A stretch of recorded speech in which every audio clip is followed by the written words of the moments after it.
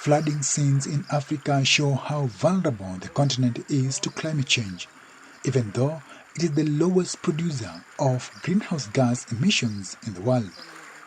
To cope with such disasters, the African Union is setting up a centralized monitoring and early warning system for the continent. The Nairobi Disaster Operations Center for the East African region is the continent's first situation room.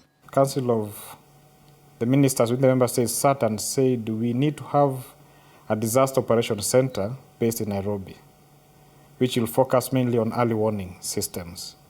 So that gave birth to establishment in this office so that we look at a broader aspect of different disasters within the region.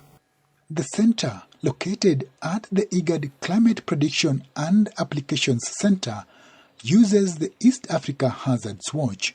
It's a system developed by the center for collecting and sharing multi-hazard data with the respective member countries. The system works automatically so that it ingests in the data set. Algorithm is set within the cluster. We have a supercomputing system within IGPAC. So there's less human attachment to it. It's also near real time, so it's every 10 days. The update itself and we see the conditions of drought. The center, which opened in October, is to provide climate information and early warnings to 11 East African countries.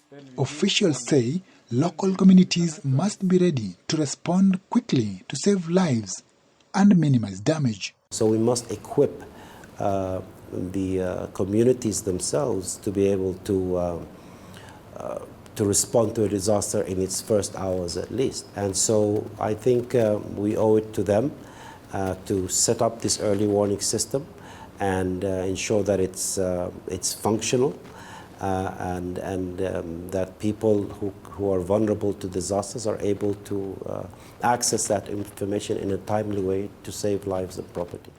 As Africa experiences more extreme weather, officials say early warnings and early action will help limit its impact. Juma Majanga for VOA News, Nairobi.